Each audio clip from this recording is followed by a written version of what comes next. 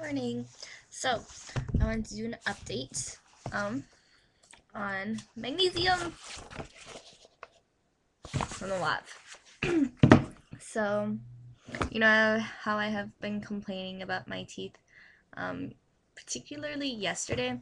Um, Actually, the day before yesterday, I took a calcium, magnesium, zinc supplement, and yesterday I felt a lot of greediness in my mouth, and I could hear stuff crunching, and I know like my teeth were chipping. I could just tell. And also I looked at my teeth yesterday after I heard a crunch and felt it. Um, this tooth right here.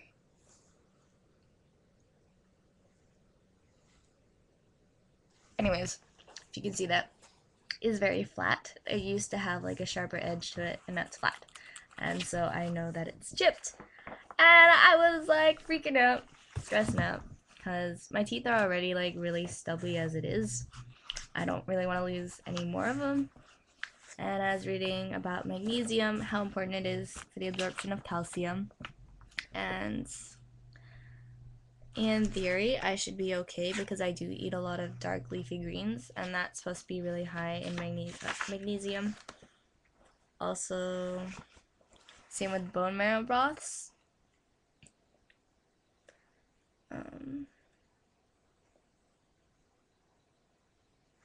Kelp is listed top food for magnesium, and I haven't been having kelp or seaweed because I don't think my body's been absorbing them properly or digesting them.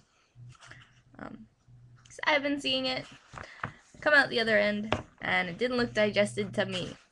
So, anyways, I was reading about how important magnesium is, how a lot of farmers, even organic farmers, they don't replenish the soil properly with the proper nutrients, and so even though we are buying organic, our foods aren't as nutrient dense as they ought to be or should be. So it talks a lot about the problems that excess amount of calcium creates. It can cause kidney stones. One part that caught my attention is calcium can deposit in the lining of the bladder and prevent it from fully relaxing, and therefore from filling completely with urine. This leads to frequent urination problems, especially in older people. And calcium can precipitate out of the bloodstream and deposit in the linings of the arteries, causing hardening. It can coat and stiffen and plaque in the arteries. It can cause blood pressure to rise as well as increase the risk of heart attack and stroke. So a lot of people don't have a problem like getting calcium, but we have a little bit of a problem with the magnesium. For reasons not fully understood, the body does not retain magnesium very well. Certainly not as well as it holds onto calcium or iron. So it talks about sweating, how calcium, our bodies become depleted in magnesium, but it'll be fine with calcium. So whatever the reason is, a lot of people are deficient in magnesium, and a supplement wouldn't help. It's also very important for detoxification, circulation, helps with tooth decay and osteoporosis. And so I thought about that for a little bit, and lately I haven't been soaking my hands in Epsom salt water, and that's magnesium. So around the time that I stopped soaking my hands because I got kind of lazy, I know I shouldn't do, and that's around the same time like I started becoming aware of like my teeth chipping. Not just yesterday, but like I don't know, like past week or so. So it also talks about how phosphorus and calcium were thought for a long time that created strong teeth, but it's also those two are useless unless we increase our magnesium as well. And it goes on to talk about different forms of magnesium to take. Recommended dosage is 3 to 10 milligrams per pound body weight, depending on magnesium.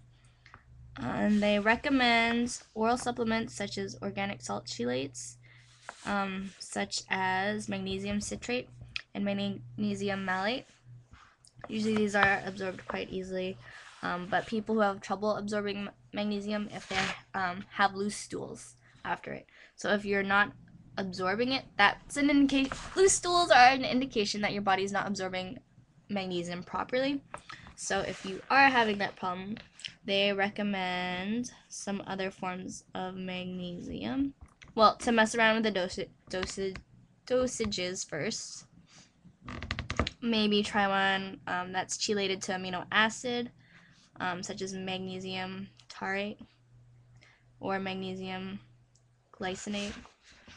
And if that still doesn't work, it recommends tissue salts or cell salts, magnesia phosphorica 6x, which is, I guess, the strength of dosage.